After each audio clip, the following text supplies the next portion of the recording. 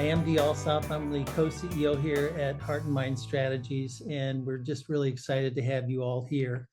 We regularly hold these connections roundtables for our clients about every other month. And based on registrations today, we've actually got quite a few people who are first time for our roundtable, and we welcome you. We're glad you're here. Heart+Mind Strategies is a marketing and communications strategy firm.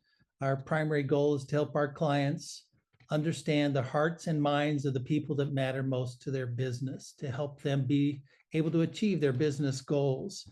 And we invite any of you who are interested in following up about how we might help you achieve your business goals to give me or Erin a call sometime later after the session. I'm especially excited about what we have for you today. In a post I sent out to our friends, kind of inviting them to this, I called it a gift. And I really think it is a gift. It's something that we really need, and it's something that people are hungering for in our society today.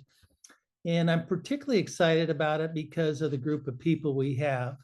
I feel comfortable saying this, but I feel very proud of the company that I keep, particularly because of people like this that are on our session with us. These are people I've known and worked with for a long time. And I stand amazed at the things that they're doing and the difference that they're making in the world, and excited to hear them talk about something that's so pertinent and so important to us all. And with that, I'd like to pass it on to Erin, and she'll get us started in our conversation.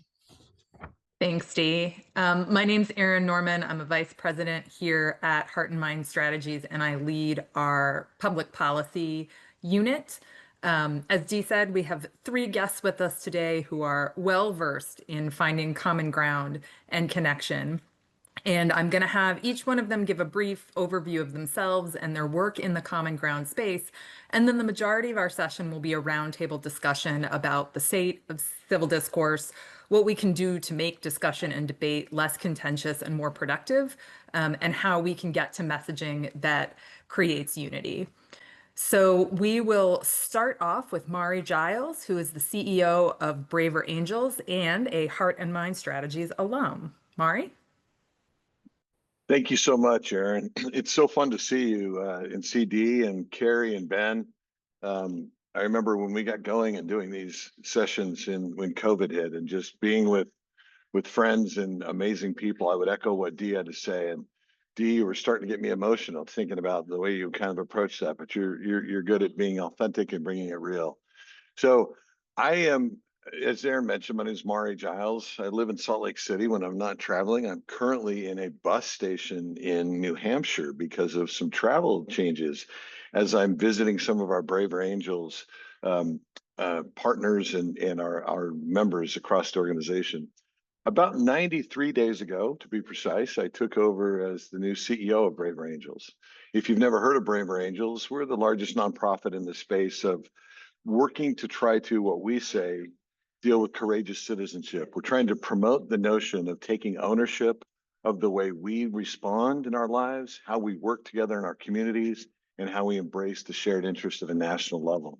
It was founded back in 2016, shortly after the Trump-Clinton election, with the idea of, can you get together and have dialogue and talk? It's now in 2025 a very different space, very different reality. And we're in a place now where at Braver Angels, what we're trying to do with our tens of thousands of people across the country who have engaged with this work, be able to do things that move beyond just dialogue, but dialogue into taking action together at the hyper-local community level. And I look forward to talking about that. Yeah, so I'd like you to watch. This is our next chapter in a short little intro, and then I look forward to talking about what does this really mean, because a lot of this work, as we say, it's sometimes referred to as depolarization and bridge building, and I think those are great words, but I don't think that's the inspiring thing that drives hearts and minds, to use the language of your organization, Erin and Dee. That the thing that will amplify thing that people are in pursuit of is when we tap into what they really care about. And that's why our next chapter of Braver Angels is really rallying around this idea of courageous citizenship. I want to watch a short video with a number of leaders in the organization explaining what this is, and actually our brand new vision and mission statement that we just rolled out about a week and a half ago.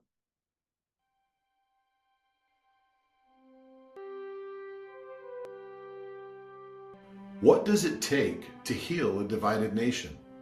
At Braver Angels, we believe it's courageous citizenship. We began by bringing liberals and conservatives together, proving that Americans divided by politics could still sit down, listen, and understand one another. We built trust where there was tension. We turned conflict into conversation. And we showed America that no matter how much we disagree, the strength of our nation is found in how we connect, not how we divide. Now we're taking the next step, because healing our country isn't just about bridging divides, it's about building together. That's where courageous citizenship begins. The moment we take what we've learned in our conversations and we turn it into action for ourselves, our local communities, and our country. At Braver Angels, we awaken and equip people to their own personal agency, to act instead of react in moments of conflict and disagreement. We connect and empower people to build across division through collaborative action in their community. We inspire a recognition of shared national interests worthy of defense. In short, we're asking people to act and not react. Act together locally. Act for the health of American society. Because our vision is a healthier America. We envision an America where courageous citizenship is the honored norm, renewing civic culture, building trust across political differences. And our mission is clear. We inspire and equip Americans to practice courageous citizenship through skill building, convening, and collaborative action. Join us as we enable hope and confidence in citizen engagement. Build human connection across political divisions. Strengthen the social fabric, our civic culture, and trust. Together, let's make courageous citizenship the honored norm.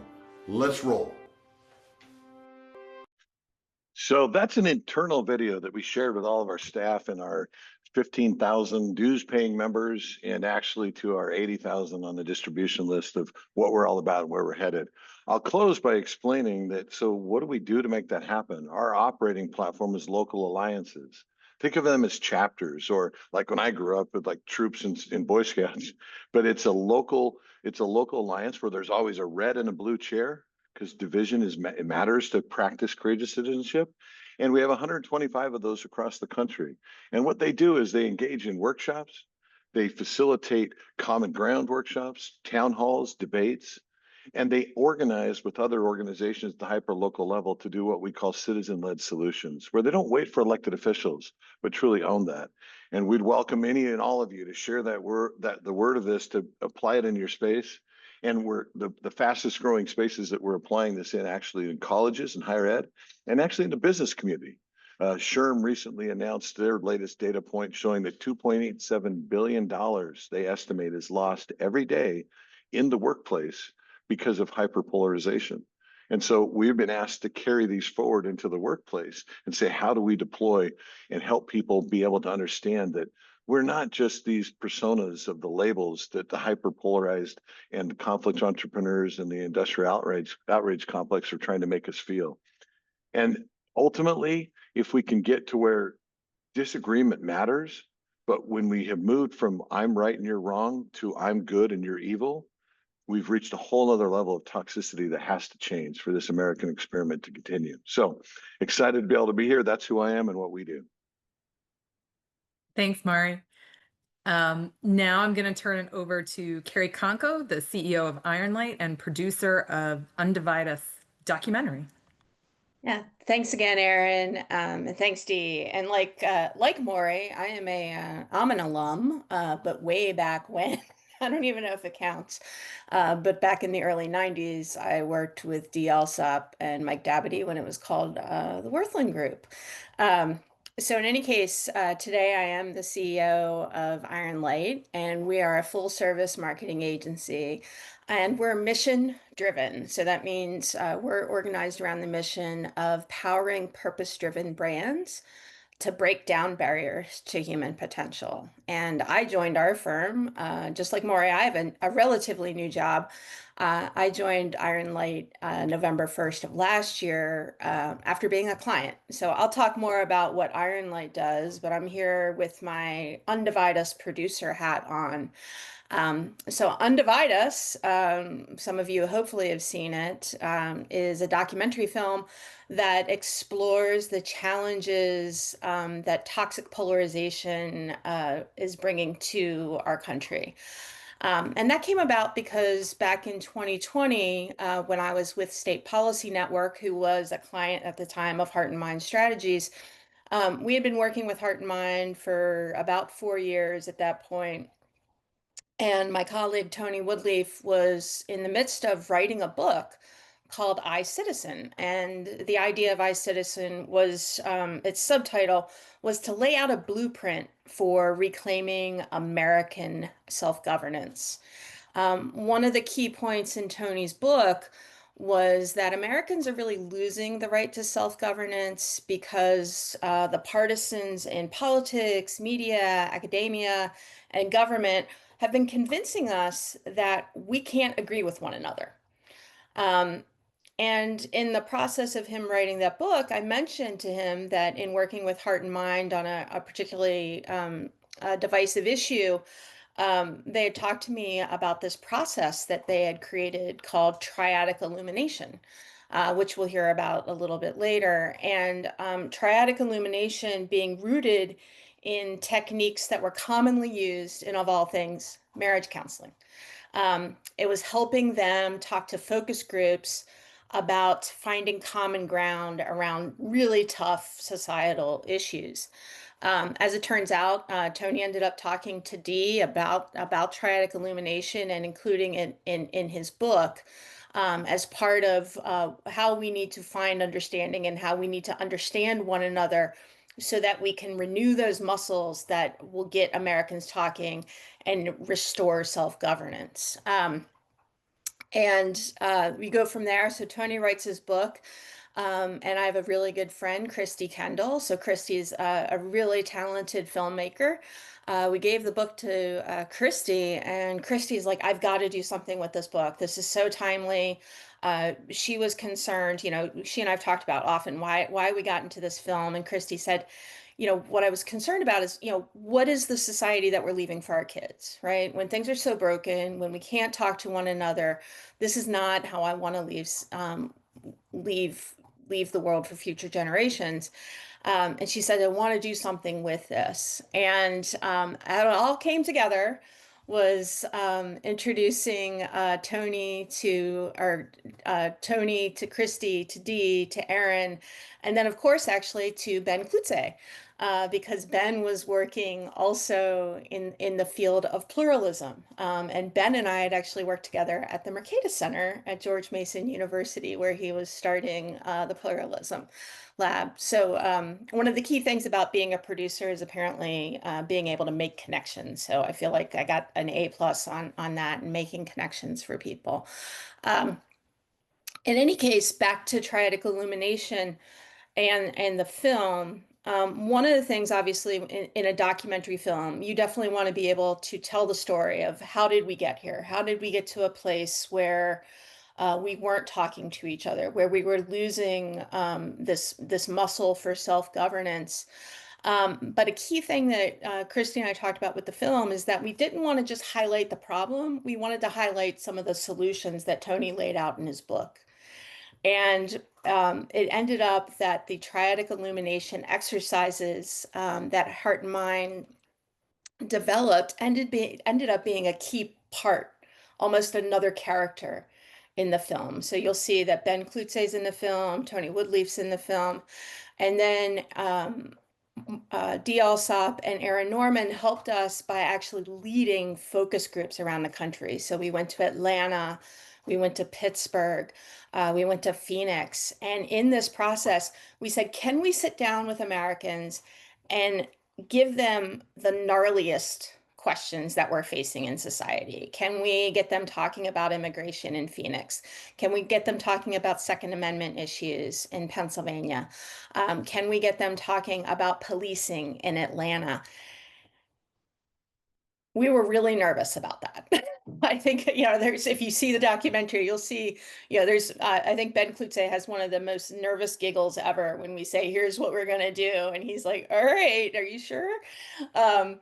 And in fact, what we did, and I think what gives me great hope, is that time and time again, through this process of triadic illumination, we saw that people with different political views can actually engage in civil and healing conversations. So that's part of the reason and how I got to be involved in this world. So that's the short, how we got to Undivide Us and all of the people on the screen. Thanks, Carrie. If people are interested in learning more about the triadic illumination methodology, put some direct questions in the chat and we'll try to get to them. I'm going to go ahead and move on now, just in the interest of time, so we have time for a robust discussion. And so I'm going to hand it over to Ben Klutsey, the executive director at the Mercatus Center at the George Mason University and the founder of the Pluralist Lab. Ben? Hi, Erin. Hi, Dee. Hi, Carrie, Maury, everyone. It's great to be here with you. And for the folks who are watching us, it's good to be here. So I run the Mercatus Center. It's a research center at George Mason University. We like markets. Mercatus is Latin for markets. So we spend a lot of time, our scholars spend a lot of time thinking about how markets generate human flourishing, generate prosperity, how they foster innovation, and all of these things. And at one point, I think maybe during, in the middle of COVID, there'd been a lot of protests. In 2020, we realized the sort of depolarization that we were seeing. And we said, we care a lot about markets for goods and services, but the marketplace of ideas is even more important because that's where people learn how to collaborate. That's where we generate new ideas, and that's how human flourishing happens because we can produce new things when we are connecting our ideas together. So we spent a lot of time thinking about the ways in which the marketplace of ideas had been oriented towards conflict and discord, and what it is that we could potentially do to reorient it towards civility, towards discourse, and towards pluralism. Pluralism, basically the idea that, we have to find ways to live together and coexist amidst deep divides and differences.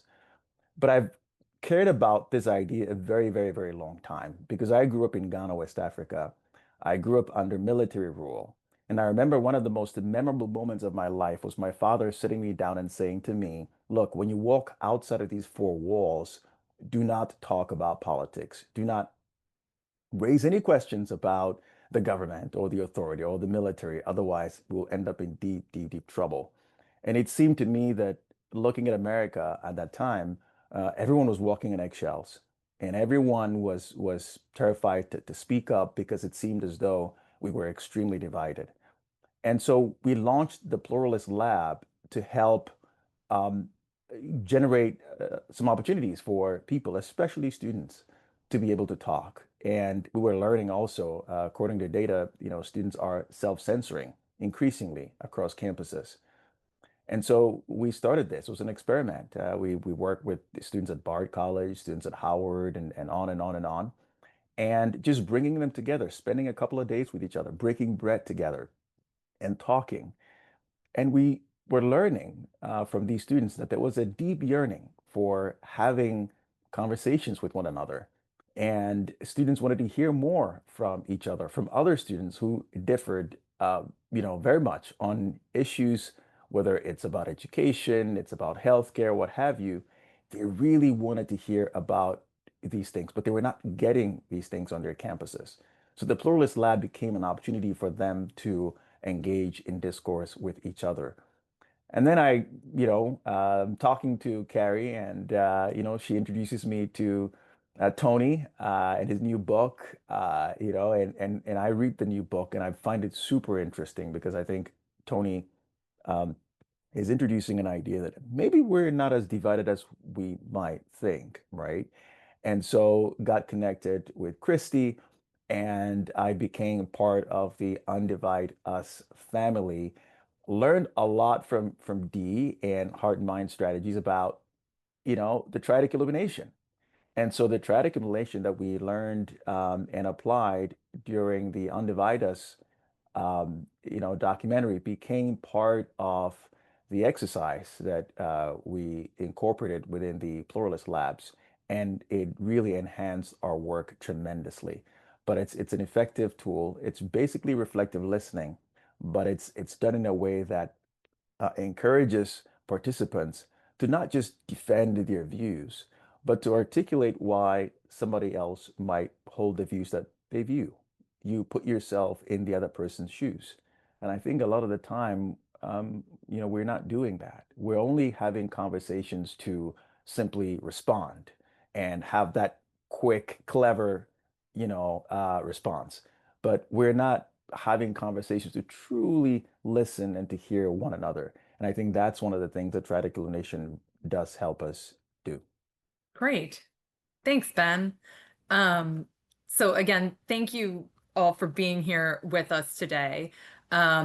We're going to have sort of a moderated discussion among the panel now, but we will, like I said, leave time at the end for questions. I know some people have already put them in, and our panelists have been answering them as we've been talking, so keep them coming.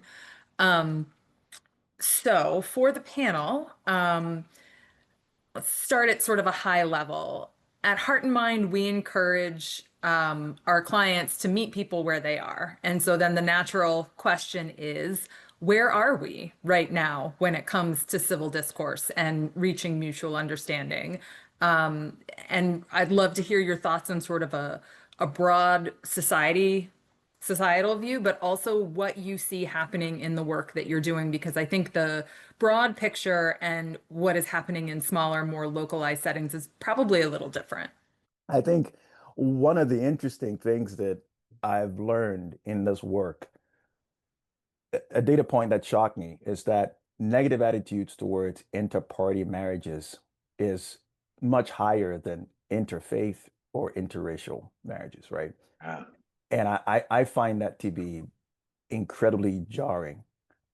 Each party, members of each party think that, 45% of the other side supports partisan murder, right?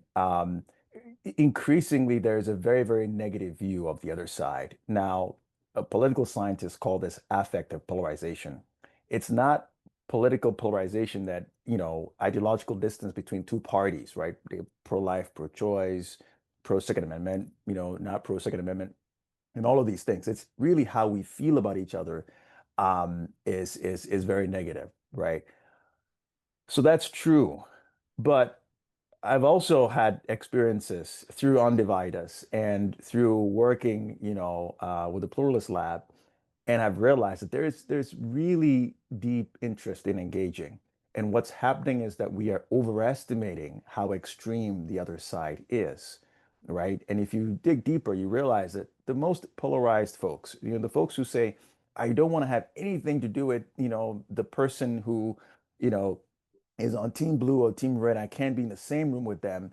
That's a small percentage, right? It's 8% on either side, roughly speaking. But they create the impression that we're all, at loggerheads with each other. And I think that's what's creating all this tension. So yes, it is the case that we are deeply polarized. And we see this. If you're on cable news, you see this. If you're on social media, you see this. But when you actually do the engagement, when you actually have people sitting and talking to one another, you see that the reality is different, and there's so much potential for us to, begin to build on that, and to engage and to connect with one another. Yeah, I mean, I think I'm with Ben. I think there's reasons for concern and there's reasons for optimism, right?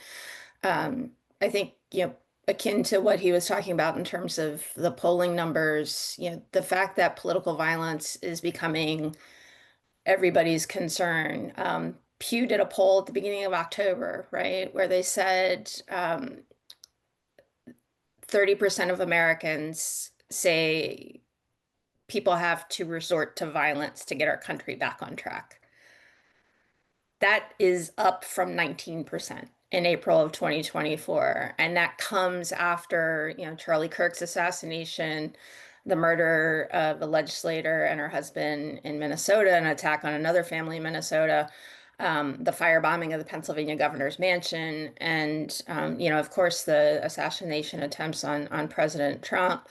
I think it's really concerning that those numbers are especially visible around younger adults, that we have encouraged them to see words or lack of words. Silence is violence, or words are violence.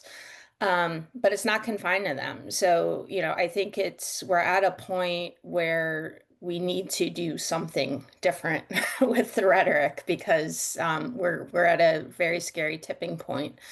But like Ben, I'm optimistic. I mean, that was the thing that back when we were shooting this documentary, and what we have seen with Undivide US in screenings even, is that people are craving that connection again. People want to be able to have these conversations. And I think, Maury, you probably can talk to this even, more deeply.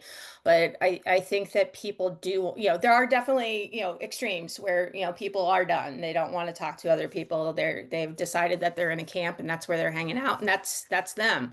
But I think there's a majority of people out there who see the problem and want to do something different. Yeah, I would add I'm pretty sure it was the morning of, or it might have been the afternoon before the Charlie Kirk assassination. I live in Utah, and I've got 4 kids who have gone to Utah Valley University. My wife went back to school to get her degree there. We have our high school graduations there. Had a nephew that was right there, a friend that was on the front row. It was just very personal, aside from the obvious of just an assassination. But on the day of, there was new data released showing among college students that 35% of college students expressed that sometimes political violence is justified. That's a high number. And I've heard people say, oh, yeah, it's all the blues, it's all the Democrats, oh, it's all the Republicans. No, the numbers were almost identical with both. In fact, the Republican number was higher from the data that I saw. It's not about that. It's about the fact that we have been trained to believe no longer that one is wrong and right, but one is good and one is evil. And then when you start equating words with violence, you start suggesting that, well, violence is a good response to violence, and therefore move forward. And so accountability to our language matters across the board. I was doing an interview with Politico just last night, and they were saying we got some new data, says that, I can't remember the exact numbers, but the reporter was basically telling me that we got all this data showing that Americans are not very optimistic about the future of the country. Think our best times are behind us, and that we can't solve this issue of that. She said, "What do you think about that? What are you guys doing? Is it really working?" And I said, it's interesting. I actually thought when she was sharing me that I think there's an interesting silver lining to the very depressing numbers in that data. And that is, people do not make change in their lives when they do not recognize a problem. And perhaps as a society, while I believe 2 ideas coexist in my mind right now in the work trying to do here, that our work has never been more difficult, especially after that assassination attempt, and then the going through our tribal corners and thinking, no, I'm not going to go talk to somebody that doesn't want me to exist or doesn't want me to hear or express my opinion. But at the same time, perhaps we are reaching the point as a people to recognize the insanity of it all, because data has shown us for a long time that people know this isn't healthy, but they're not seeing a different path. And so maybe those data points are telling us that maybe we're finally able to come to terms with the fact that, no, this is a problem, and we, the people, have to be the people and own it and drive change instead of acting like I have nothing to do with it, because we all do. We own this. This is our country. And if there's any country in the world where we can make a difference, it's this one. That brings up another question I was going to ask later, Maury, but it's a good segue when you say we can find another path. There are other paths forward. So in the last, like in the 2010s, we saw a lot of companies taking proactive stances on political topics. You know, the side varied. So some would take a more liberal side, and then you'd have some conservative companies sort of push back, and it was just big in the news. What impact do you think that's had on civil discourse, and what are some actions that brands and companies can take, not to walk away from values or beliefs they have, but to kind of more positively contribute to civil discourse as we try to navigate this new path and what that looks like? I think we have to lean into to first owning it. And at the corporate level, I guess I'll toss it this way. I've been thinking about this a lot lately because I've got a few grandkids. And so I think I've seen Monsters, Inc. a few more times recently than I haven't seen it in a long time. And I was reminded of the power of the message of that movie. And let me say why I think this applies is that in Monsters, Inc., solely in the monsters, it's kind of creepy. They go into kids' closets and scare them. Now, they would argue that it's not creepy because they're saving their society because they're bottling up the scream of a child to bring energy back to their home. Okay, that's weird, but nevertheless, stay with me. How does the movie end? Sully actually comes and it demonstrates, kind of by accident, that if you capture and bottle the laughter of a child, it's something of the magnitude of 1,000 times, or I can't remember the exact number, more effective at the energy that it brings to their little society. And so that's the way it ends. It changes. And so we have to look at the fact that it might be easier in marketing and advertising to go to the scary stuff that gets people mad and angry and afraid and all chasing shadows. It's a whole lot easier to do that, just like it's easy for a monster to scare. But you know what's harder is actually owning the fact that the reality that we need to help people see and the connection that we can have to their hearts and their minds on things that are positive, that are driving the things that as human beings, by the way, we all want, then we're more responsible and there's a higher impact. But it takes more work. It takes more work with social media and advertising we do right now. It's lazy stuff in the sense that because it's scare tactics. It's just, let's just scare, and brands are doing this in different ways as well. I think we have to be more responsible to the impact our advertising has and our marketing strategies have on the way people see each other. Yeah, Carrie, I'm sure you have a point of view on this. Yeah. I mean, that was, I said I was going to talk about, Iron Light and the work that we do in terms of breaking down barriers to human potential. And part of the reason I came to Iron Light after working them with the marketing of the film was observing the way that they were thinking about building and engaging audiences for their clients. And part of what we do is we start off at first with trying to understand people at their deepest level. Right. It's very often, we break marketing down into like little segments and everything. But, at our very most basic, people are responding to social situations the same way we respond to physical threats. We categorize things as either a threat or a reward. And when we engage with audiences, everything we say or show is triggering one of those two signals. We want to, either this feels safe and it's valuable, or this feels uncertain and it's risky. And so what we try to do is we help clients find the messaging that focus on triggering that sense of reward, right? The messages that make people feel seen and safe and empowered.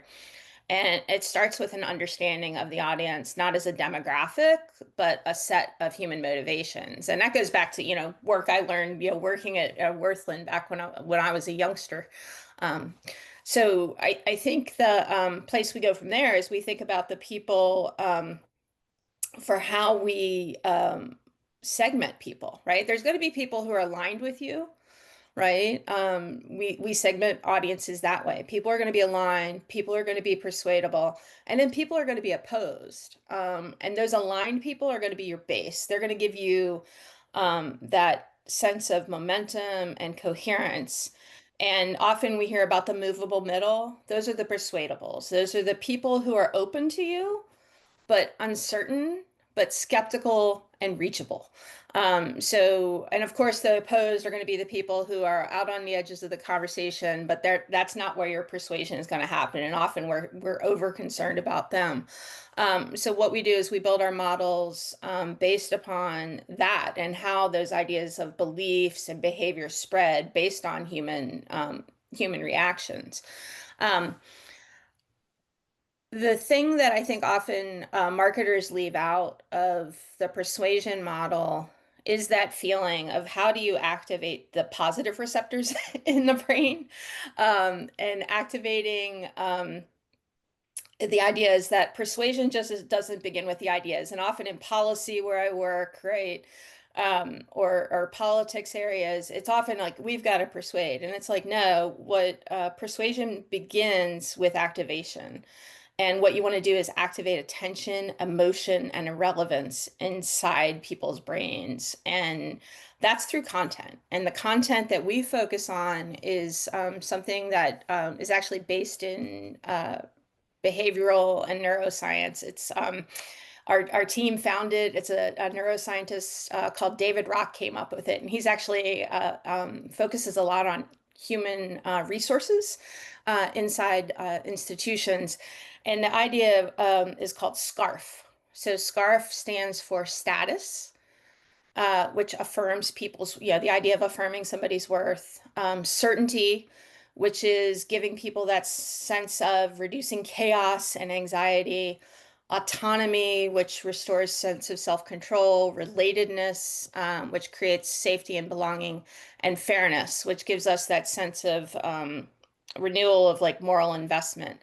And then each one of these triggers can either be triggered negatively or positively. And through our messaging, we realize that we're more persuasive when our messages are focused positively on engaging people on those census points of status, certainty, autonomy, relatedness, and fairness. So that's how we actually think about the communications framework that we're doing, is not looking just at people as, sort of their demographics, but how they are processing information and trying to get them, like Maury said, right? We want to get more laughs that we're capturing and more happiness that we're capturing. Sully was right. Sully was right. I love this. I'm going to use that model, but that's the idea, right? Is, you've given me a whole new story to tell about this. But that's the idea, right? We want people, we're going to persuade when we capture people through these receptors. But it takes more work and intentionality. Yes. Just like it does in our own lives. It's not easy. That's the thing. It takes a lot of time to get to those. So in our work, and specifically in the triadic illumination work, and I think Ben and Dee have alluded to some figures on this as well, that we see somewhere between 10 and 20% of people that are on the extreme ends of a given issue or the political spectrum or kind of anything in that space. And that a lot of times they end up dominating the discussions, both in public and private. So public, think of social media or online commenting forums. And then in private, I feel like everybody can think of, we're getting to Thanksgiving, so a holiday meal where what could be sort of a robust discussion is really dominated by one or two people arguing with each other. In triadic illumination, so we can get to a productive common ground conversation, we actually don't include people that fall into those buckets. But in real life, you can't always do that. And so what are some of the effective ways that you three have found to engage in civil discourse or a civil conversation when you find yourself in a group with somebody that is on one of those extremes, or even maybe isn't, but is just trying to dominate the conversation with their point of view? Ben, you want to go? Sure. I mean, it's a very good point in terms of the kinds of people who tend to be on the extreme side who end up dominating the conversations, right?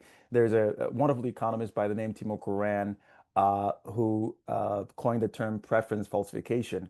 And the idea is that we are masking our views due to social pressure because there is a small group of people who will get really upset or will generate so much chaos and controversy, and as a result we tend to be more quiet and we mask our views and we stay silent just for the sake of peace. I think that there are different tools for different kinds of engagements. And sometimes people just want to be heard, even the ones who are at least, from our perspective, might seem a little bit extreme, right? And, I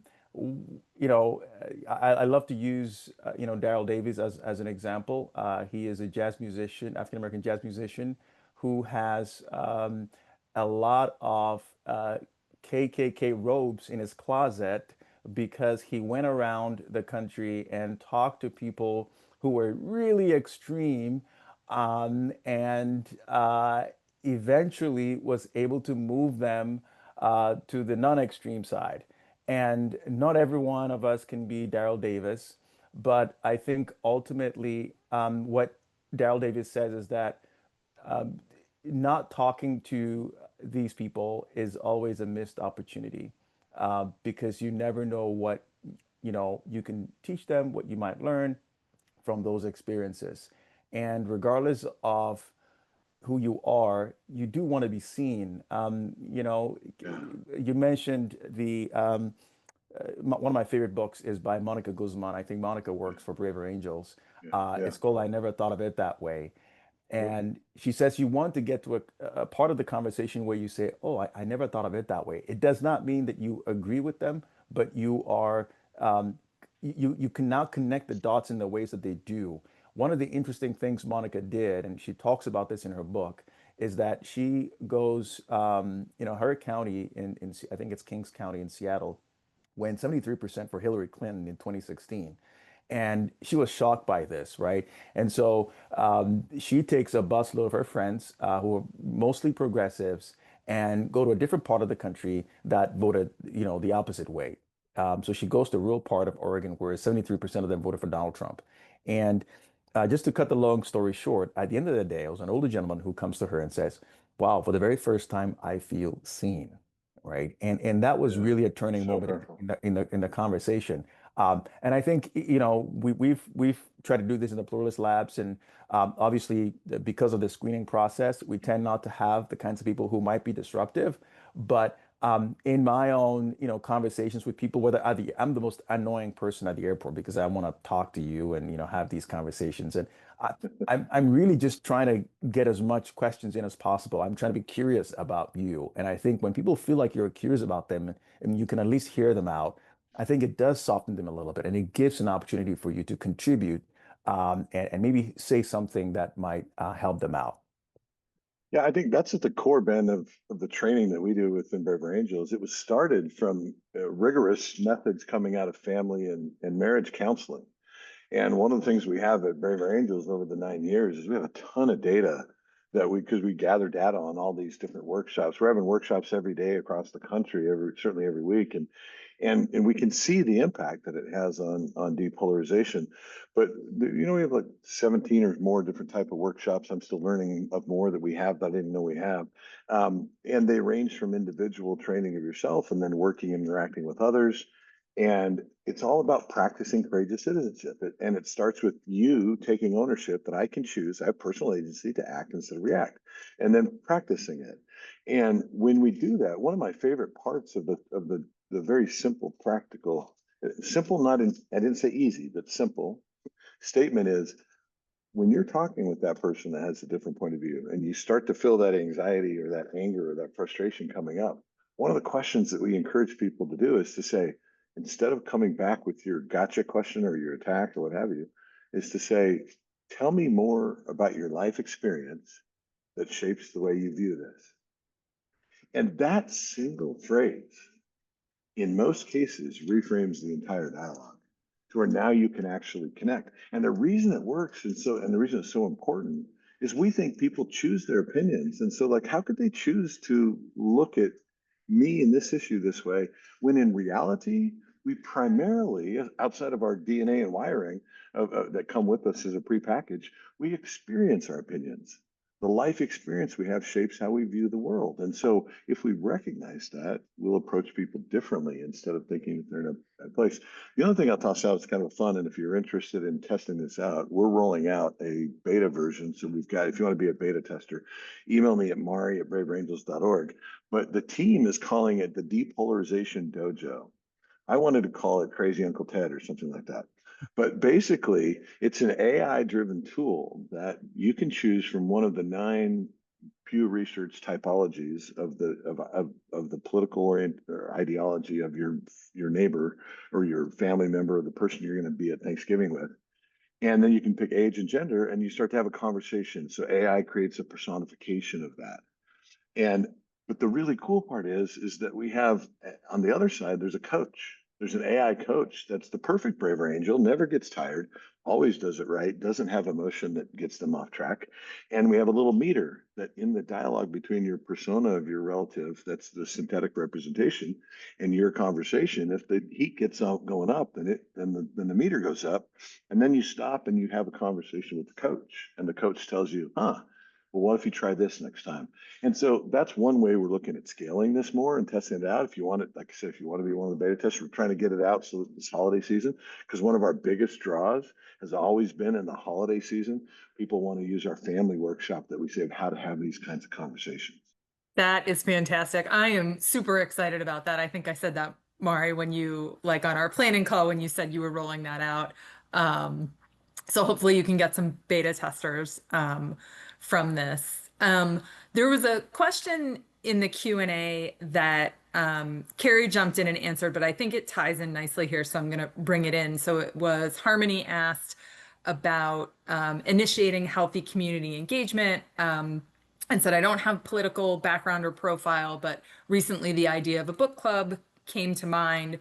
What do you think about effectiveness of choice and a title to start with? And so Carrie put some thoughts there, but I think it ties into what we were just talking about in that in what we have seen, one of the most effective ways to sort of de-escalate or to get somebody out of what you might perceive as an extreme bucket is to get to know them as a person. And so this kind of ties in with that nicely, the idea that you go into your community, not necessarily with the idea of, you know, I'm going forth to reduce political polarization, but to just know the people in your world a little bit better, and that automatically kind of brings the temperature down when you can see them as a person and you see that you have things in common outside of politics, right? Like, I love this sport, or I love this type of art, or whatever it is that adds some dimension to people outside of how they view the world politically. All right, so I'm gonna wrap us up with, and we'll still have a few minutes if there, I know there's one question we'll come back to, but if there are others, go ahead and drop them in the Q&A link. So what is the one thing you would encourage everyone listening to do today to help rebuild civil discourse? If there was one thing you could tell people to walk away from this and start doing, what would it be? Well, I'll go with the obvious product to plug. I'll go ahead and plug undivideusmovie.com. You can go there and access the film and resources. And, you know, I tend to see we're trying to make the film available. You can see where you can watch it. We're making it widely available. I think what's great about the film is that you can see how to model the difficult conversations. You see real people talking through difficult issues and seeking understanding. And sometimes I think that's the best way to learn. You know, Crazy Uncle Ted's probably going to be at Thanksgiving, folks. So getting ready now is a good time to start working those muscles.